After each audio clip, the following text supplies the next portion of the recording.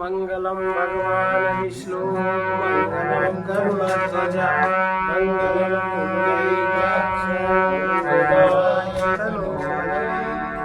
ये इसकी हेडिंग है उपासना का अनुष्ठान।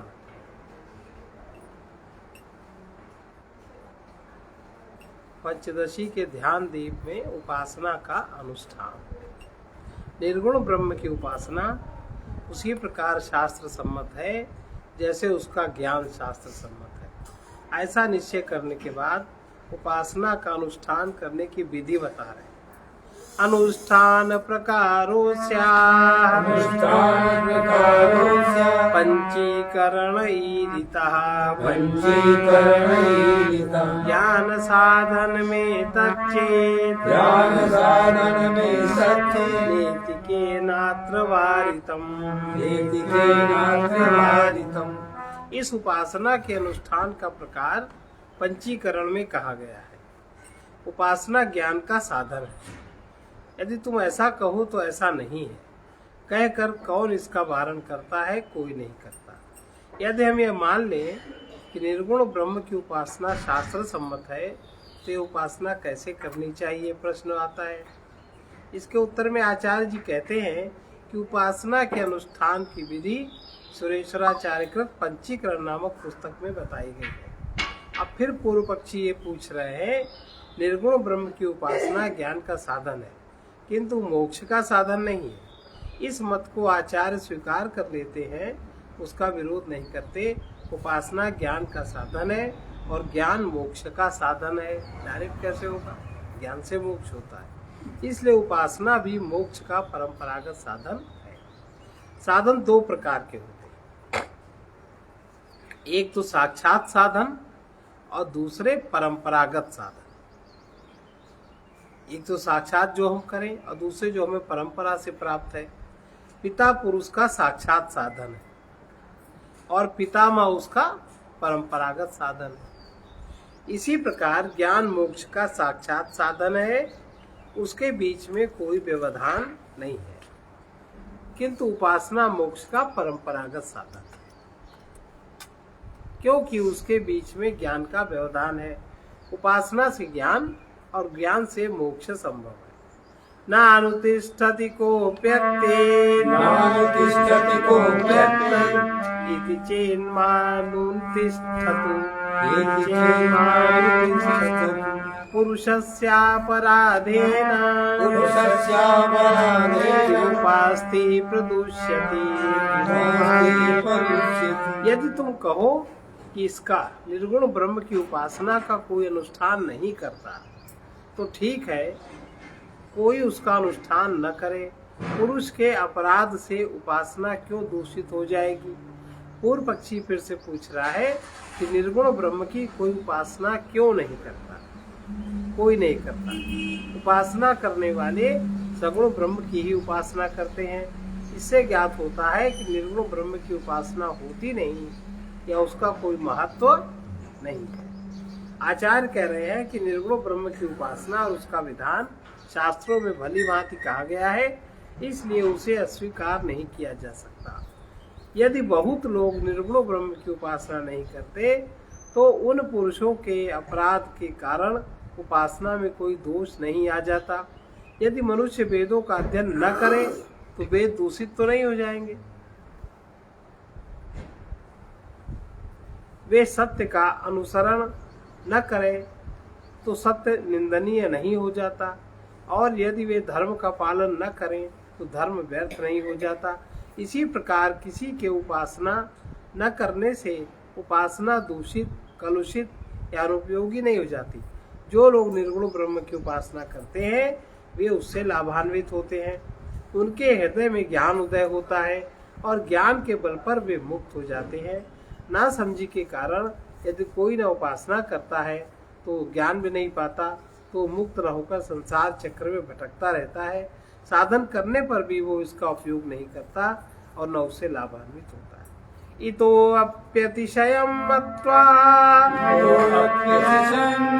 मंत्रान् वश्याधिकारिणः मूढ़ा जपन्तु तेभ्योऽपि मूढ़ा जपन्तु तेभ्योऽपि मूढ़ा कृषिमुपासताम् मूढ़ा कृषिमुपासताम्। ऐसा होने पर भी कि उपासना है, उपासना करनी चाहिए, ऐसा होने पर भी जो मूढ़ पुरुष हैं वो लोग वशीकरण आदि करने के लिए मंत्र आदि को अधिक महत्वपूर्ण समझकर उसका जप करते हैं। तंत्र साधन में वशीकरण, हमको ये मिल जाए, हमको ये हो जाए, तो उसका जप अधिक करते हैं। जो अधिक मूढ़ पुरुष कृषि आदि अपने कार्यों में ही लगे रहते हैं। जो मूढ़ पुरुष हैं ये सब कुछ नहीं जानते समझते, वो वशीकरण आदि के मंत्र करने के लिए अधिक महत्वपूर्ण उनको समझते हैं और उनका जप अधिक करते हैं। अधिक मूढ़ पुरुष अपने कृषि आदि अन्य कार्यों में, व्यापार आदि में ही लगे रहते हैं। यद्यपि निर्गुण ब्रह्म की उपासना से ब्रह्म का ज्ञान और ज्ञान से मुक्ति प्राप्त होती है, किंतु मूढ़ पुरुष इन सब का महत्व नहीं समझता। उसको अपना काम धंधा, धन कमाना है, धन जोड़ना है, सब कुछ करना, वो उसी में 24 घंटे उसी में रमण किया करता है, वो उसका महत्व नहीं समझता। और मूढ़ पुरुष इन सब का महत्व नहीं समझते, वे मंत्र जाप को ही श्रेष्ठ समझते हैं। वो भी कौन सा मंत्र जाप जो उन्हें तुरंत फल दे दे, कोई व्यक्ति उनके बस में आ जाए, देवता उनके बस में आ जाए और वो जैसा चाहते हैं वैसा वो मंत्र के बल पर देवताओं आदि से, महात्माओं आदि से वो अपनी सेवा करा लें। ये होता है कि नहीं होता? बहुत कड़ी बात लिखी है इन्होंने। वो एन केन प्रकारेण अपना ही काम निकालते हैं। मूढ़ पुरुष ज्ञान, उपासना, विद्या, परमात्मा इसका महत्व नहीं समझते। वे केवल अपनी कामना की पूर्ति का महत्व समझते हैं, मंत्र जपते हैं और उस उनके विचार से जप के द्वारा देवताओं आदि को अपने वश में करके उनसे लौकिक लाभ प्राप्त किए जा सकते हैं और वो लाभ प्राप्त करते हैं। इसमें वो देर नहीं लगाते, खुद करते हैं या दूसरों से कराते हैं, पर उनकी जो ये दिखावा, आडंबर जो ये क्रियाएं होती हैं वो अपने स्वार्थ लाभ के लिए ही, अपनी भौतिक कामनाओं की पूर्ति के लिए होती हैं। भौतिक कामना से ऊपर उठ करके वो कोई भी कर्म नहीं कर पाते, तो उनके सामने उसका फल भी कहाँ से आएगा? न ज्ञान होगा, न मुक्ति होगी, न अंतःकरण शुद्ध होगा, कुछ नहीं होगा। और लोगों को लगेगा अरे ये तो इतनी पूजा पाठ करते, इतना पूजा पाठ कराते, यही लगेगा ना। तो ये सब दंभ है। लौकिक लाभ प्राप्त किए जा सकते हैं, इसमें देर नहीं लगती। परमात्म ज्ञान और मुक्ति की अपेक्षा देवताओं को अपने वश में कर अपनी कामना पूर्ण करना ही श्रेष्ठ समझना मूढ़ता है। गीता में भगवान कहते हैं कामैस्तैस्तर्हत ज्ञानाः प्रपत्ते प्रपद्यन्तेऽन्य देवताः तं नियममास्थाय प्रकृत्या नियता स्वया। कामनाओं के द्वारा जिनका हरण हो गया है, जिनका चित्त कामनाओं के द्वारा हरण कर लिया गया है, वे अपने स्वभाव से प्रेरित होकर उन नियमों को धारण कर विविध देवताओं को पूजते हैं और उससे उनकी कामनाएं पूरी होती है। ये मूढ़ लोग, लौकिक लोग ये काम तो कर लेंगे, लेकिन परोक्ष ज्ञान उनका स्थिर हो बुद्धि में, परोक्ष ज्ञान जितना अचेतन में जाएगा उतना ही जल्दी उनको अपरोक्ष बोध उदय हो जाएगा। इस बात को नहीं समझते, वो नियमित न किसी ग्रंथ का पाठ करें, न किसी गीता आदि का पाठ करें, जो कि ये नियम है, शास्त्रीय नियम है कि पूजा पाठ के बाद आप कुछ पाठ अवश्य करिए। उपनिषदों का पाठ करिए अथवा गीता का करिए अथवा रामचरितमानस का करिए। जैसे जैसे बुद्धि में इनका परोक्ष ज्ञान स्थिर होगा वैसे वैसे अपरोक्ष ज्ञान में आपको लाभ मिलेगा। लेकिन मूढ़ लोग ये सब नहीं करते, जिससे मंत्र से उनको जो लाभ होता है उससे उनकी कामनाएं पूरी होती हैं और प्राप्त की सुरक्षा रहती है, वो उसी को महान पूजा समझ करके वही करते। अंतवन्तु फलं तेषां तद्भवत्यल्पमेधसाम् देवान् देवयजो यान्ति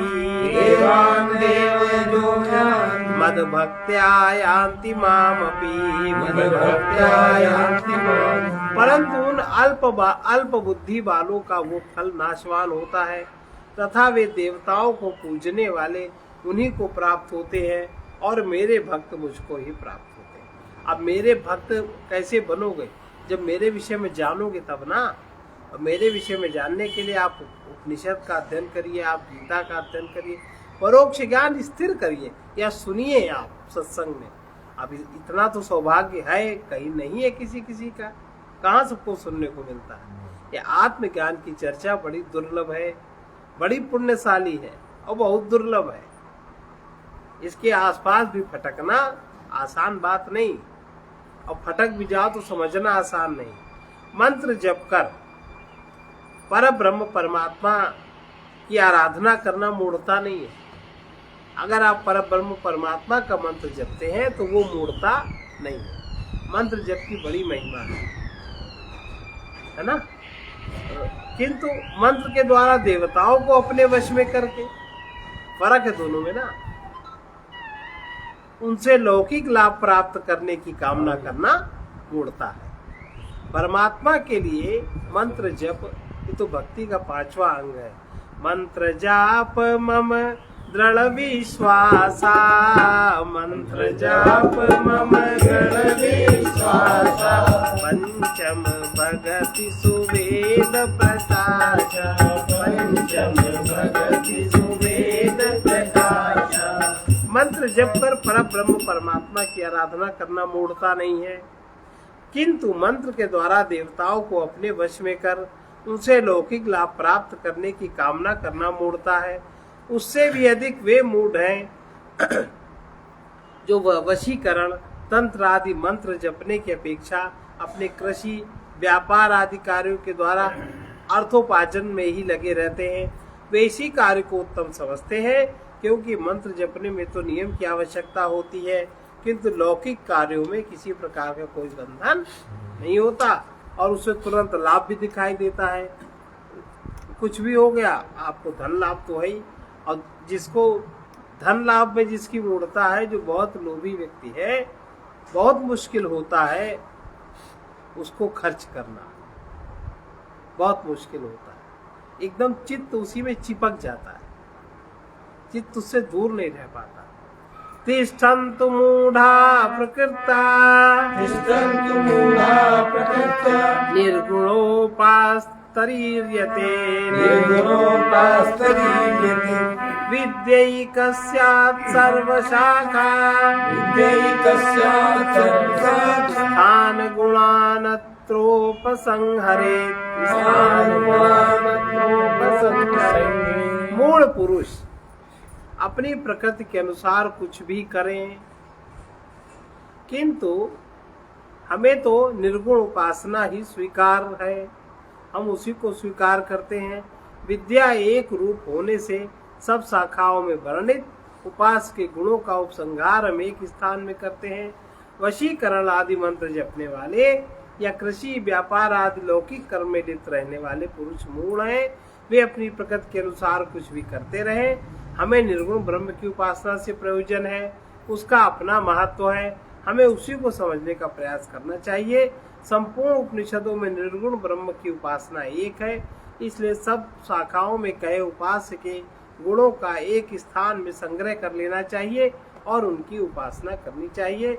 ब्रह्म सूत्र के 3 अध्याय के 3 मंत्र के अनुसार सर्व वेदांत प्रत्ययम, सर्व वेदांत प्रत्ययम, च उद्य ग्रह विशेषान,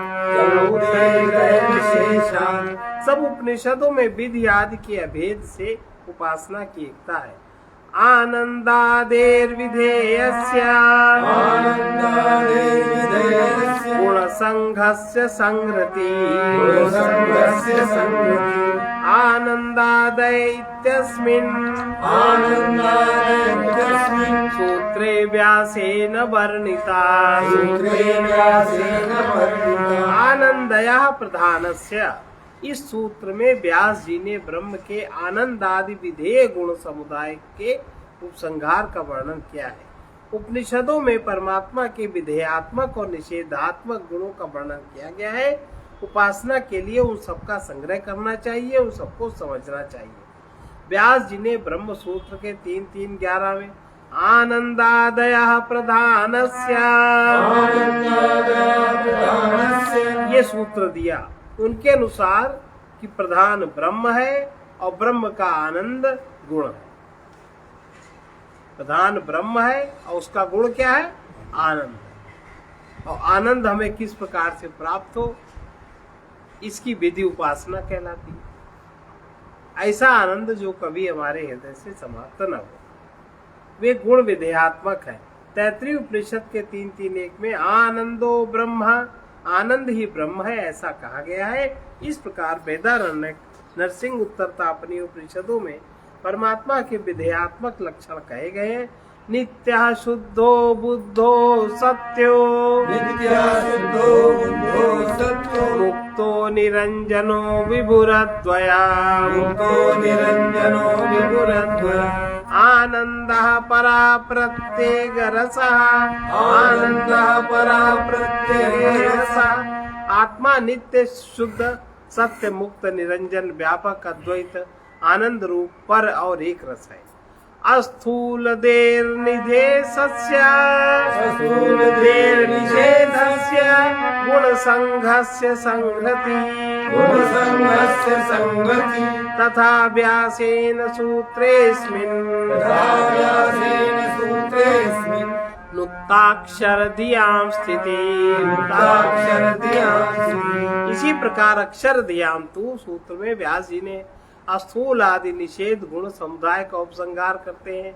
परमात्मा के विधेयात्मक गुण की भांति शास्त्रों में उसके निषेधात्मक गुणों का भी वर्णन है। ब्रह्म सूत्र के 3-3-33 में व्यास जी कहते हैं अक्षर धियाम त्वरोधा अक्षर ब्रह्म में बुद्धि का अवरोध है। जो अक्षर ब्रह्म है उसमें बुद्धि अवरुद्ध हो जाती है।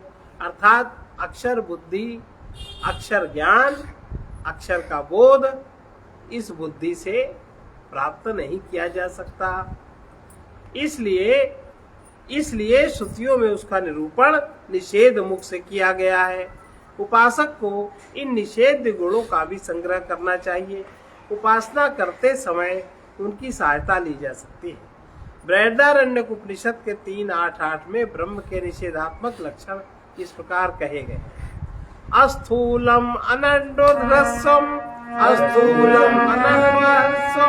ब्रह्म न स्थूल है, न अणु है, न ह्रस्व है। मुंडक उपनिषद के अनुसार वो जो जानने में न आने वाला, पकड़ने में न आने वाला, गोत्र आदि से रहित, रंग और आकृति से रहित, नेत्र कान ज्ञानेन्द्रियों से रहित, हाथ पैर आदि कर्मेंद्रियों से भी रहित, ऐसा कहा गया है। बिनु पग चलई सुनई बिनु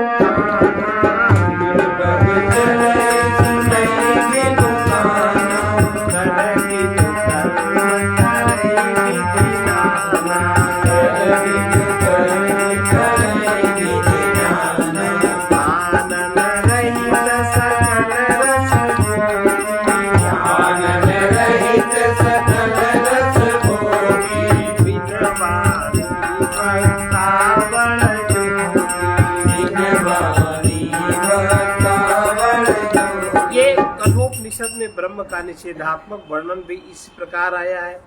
अशब्दम अस्पर्शम अरूपम अव्ययम अशब्दम अस्पर्शम अरूपम अव्ययम तथा रसम नित्यम गंधवच्चयत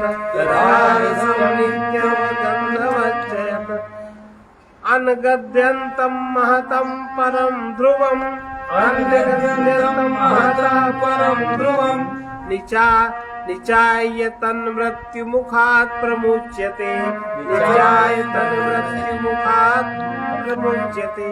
जो शब्द रहित, स्पर्श रहित, रूप रहित और रस रहित और बिना गंध वाला तथा जो अविनाशी, नित्य, अनादि, अनंत, महान, परम और सर्वदा सत्य तत्व है, उस परमात्मा को जानकर मनुष्य मृत्यु के मुख से सदा के लिए छूट जाता है।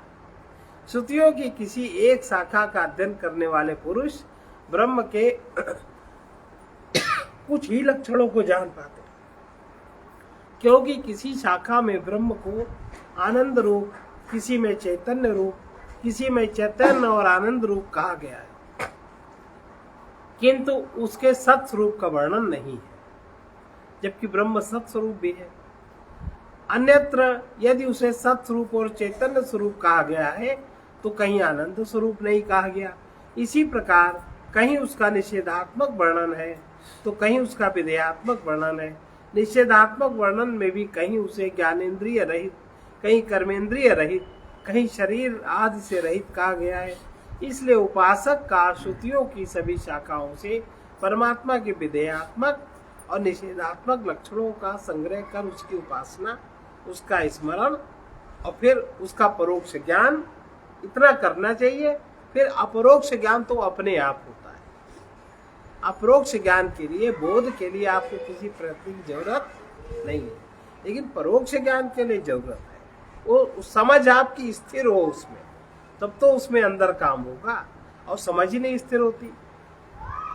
उसके लिए लगातार पाठ करने की विधि का निरूपण किया गया है।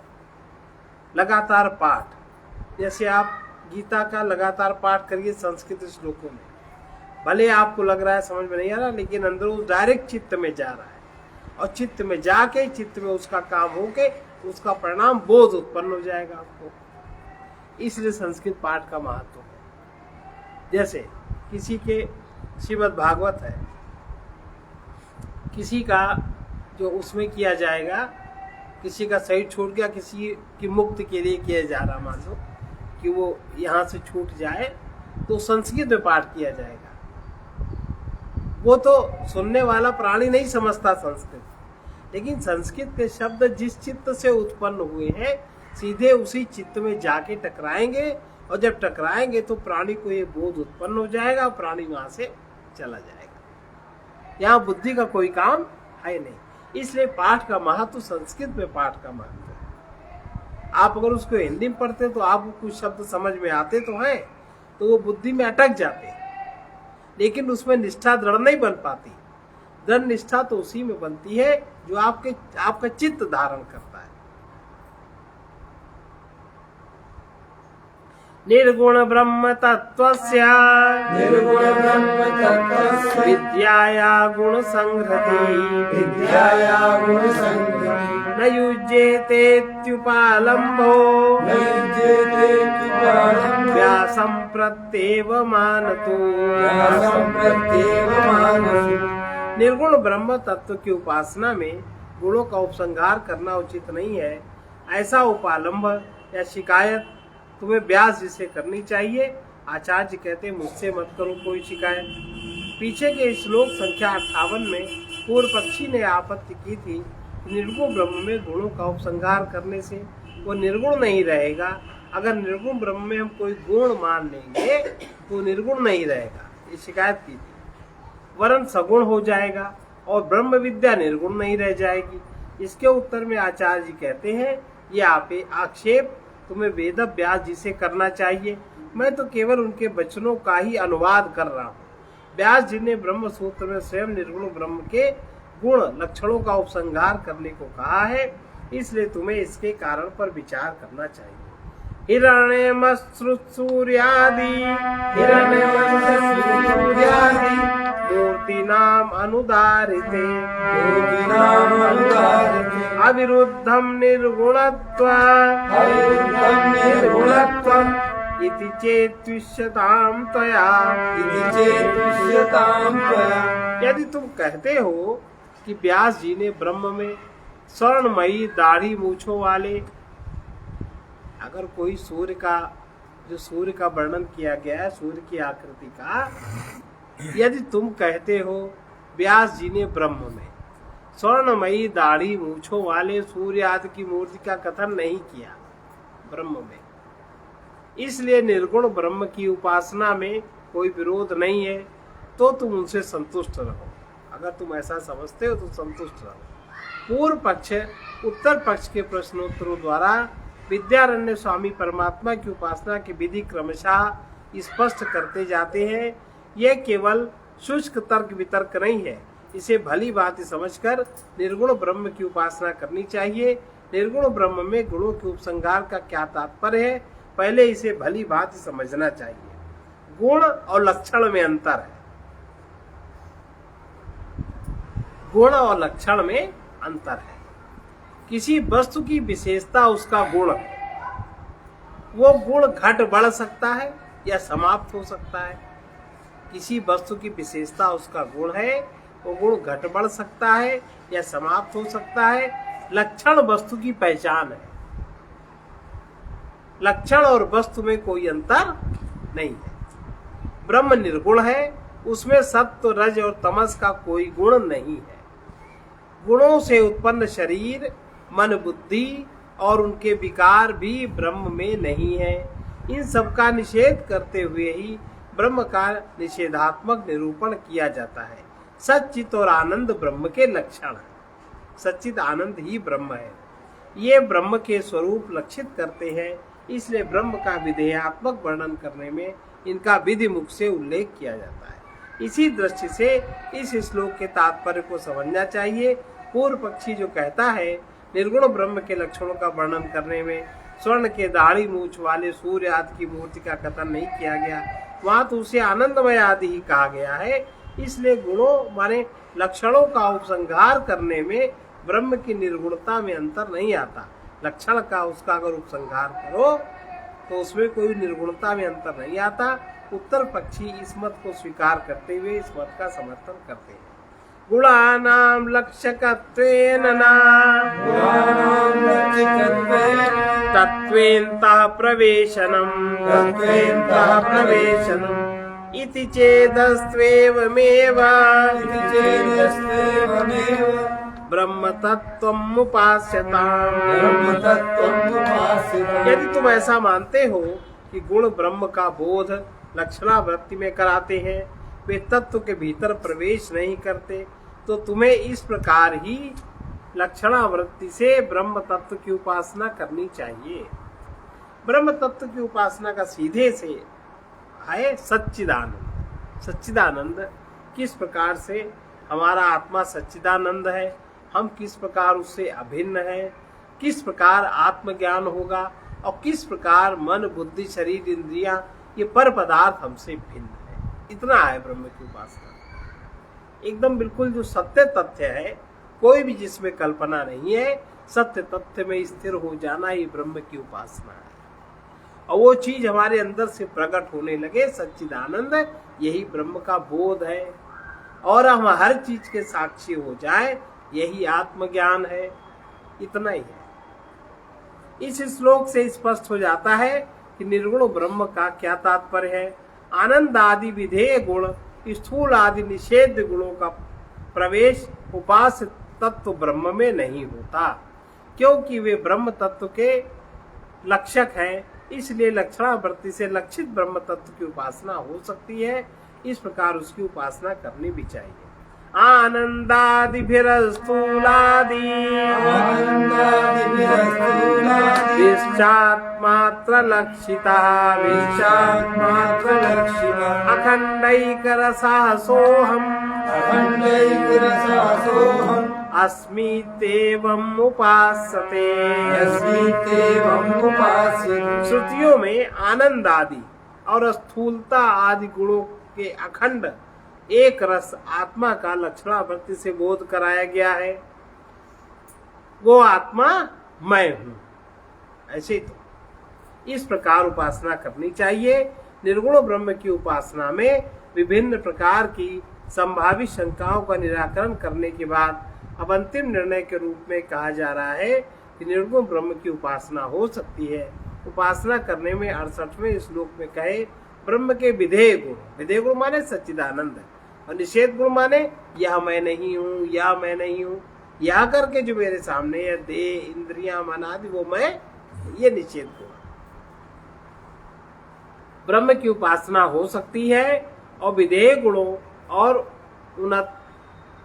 69वें श्लोक में कहे गए निषेध गुणों के द्वारा उसका स्मरण करते हुए अखंड एक रस तत्व का निर्धारण करना चाहिए और फिर उसे ही अपना अस्तित्व स्वीकार करने की विधि उपासना कहलाती है। सच्चिदानंद हमारा अस्तित्व है, ये अस्तित्व का बोध हमें किस प्रकार होगा, वो विधि उपासना कहलाती है। मुमुक्षु पुरुषों को इसी प्रकार ब्रह्म की उपासना करने का विधान है। अब अगला अध्याय है ज्ञान और उपासना में क्या भेद है, ये हम लोग कल पढ़ेंगे।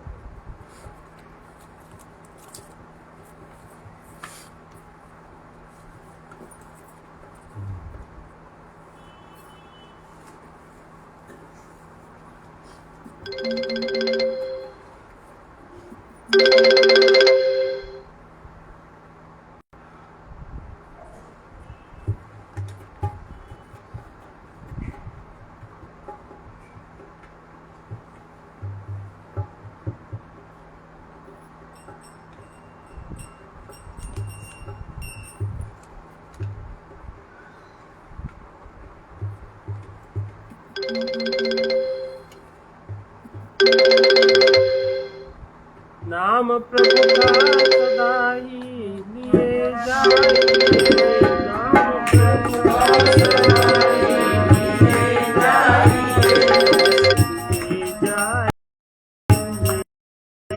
बस लिए जाइए। नाम प्रभु का सदा ही लिए जाए, नाम प्रभु का सदा ही लिए जाइए। बस लिए जाइए, बस लिए जाइए, बस लिए जाइए, बस लिए जाइए। प्रभु को पाने का सुगम सुंदर सहारा नाम है, प्रभु को पाने का सुगम सुंदर सहारा नाम है, दुखद माया जाल से छूटने का चारा नाम है, दुखद माया जाल से छूटने का चारा नाम है, डूबते को ये दिखा देता किनारा नाम है, डूबते को ये दिखा देता किनारा नाम है। कितने प्रिय होंगे जब उनका कितना प्यारा नाम है, कितने प्रिय होंगे जब उनका इतना प्यारा नाम है। नाम में मन निछावर किए जाइए, नाम में सावर किए जाइए। बस लिए जाइए, बस लिए जाइए, बस लिए जाइए, बस लिए जाइए। नाम प्रभु का सदा लिए जाइए, नाम प्रभु का सदा लिए जाइए। बस लिए जाइए, बस लिए जाइए, बस लिए जाइए, बस लिए जाइए। भक्त दूत प्रहलाद ने महिमा दिखाई नाम भक्त दूत प्रहलाद ने महिमा दिखाई नाम की। संत नानक सूरत सिंह दिखाई नाम संत नानक सूरत दिखाई नाम की। समझ लो मीरा ने कैसी लौ लगाई नाम समझ लो मीरा ने कैसी लौ लगाई नाम की। स्वयं नामी भी न कर पाए बड़ाई नाम स्वयं नामी भी न कर पाए बड़ाई नाम की। नाम के नाते सब कुछ दिए जाइए, नाम के नाते सब कुछ दिए जाइए। बस लिए जाइए, बस लिए जाइए, बस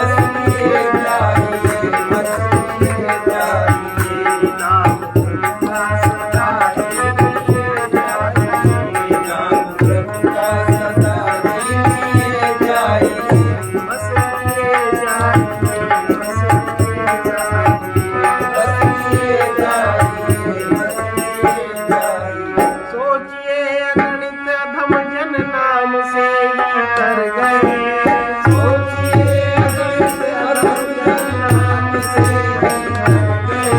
मेरु सदृश महान दुख भी नाम से ही हर गए। मेरु सदृश महान दुख भी नाम से ही हर गए। कठिन पाप समूह तत्क्षण नाम लेते बिखर गए। कठिन पाप समूह तत्क्षण नाम लेते बिखर गए। असंभव को भक्त संभव नाम लेकर कर गए। असंभव को भक्त संभव नाम लेकर कर गए। नाम ध्वनि क्यों सुधावत किए जाए। नाम ध्वनि को सुधावत किए जाइए। बस किए जाइए। बस किए जाइए। बस किए जाइए। बस किए जाइए। नाम प्रभु का सहाय किए जाइए। नाम प्रभु का सहाय किए जाइए। बस किए जाइए। बस किए जाइए। बस किए जाइए। बस किए जाइए। ब्रह्म ज्ञानी दिव्य रस को खोज पाते नाम में। ब्रह्म ज्ञानी दिव्य रस को खोज पाते नाम में। स्वयं ही हरि प्रकट होते चले आते नाम में। स्वयं ही हरि प्रकट होते चले आते नाम में। सृष्टि के सब रूप रंग भी है समाते नाम में। सृष्टि के सब रूप रंग भी है समाते नाम में। पथिक थक कर नित्य ही विश्राम जाते नाम में। पथिक थक कर नित्य ही विश्राम जाते नाम में। नाम का आश्रय ले जाए। नाम का आश्रय ले जाए। बस किए जाइए। बस किए जाइए। बस किए जाइए। बस किए जाइए। नाम प्रभु का सहाय किए जाइए। नाम प्रभु का सहाय किए जाइए। बस किए जाइए। बस किए जाइए। बस किए जाइए। इसका संत वचन है, अवलंबन लेना ही है तो अविनाशी के नाम का लो। विनाशी का नाम लेने से वस्तु छूट जाएगी, नाम मन में रह जाएगा, इसलिए वियोग का प्रभाव पड़ेगा। अविनाशी कभी न छूटेगा, उसके नित्य योग का अनुभव निरंतर होता रहेगा।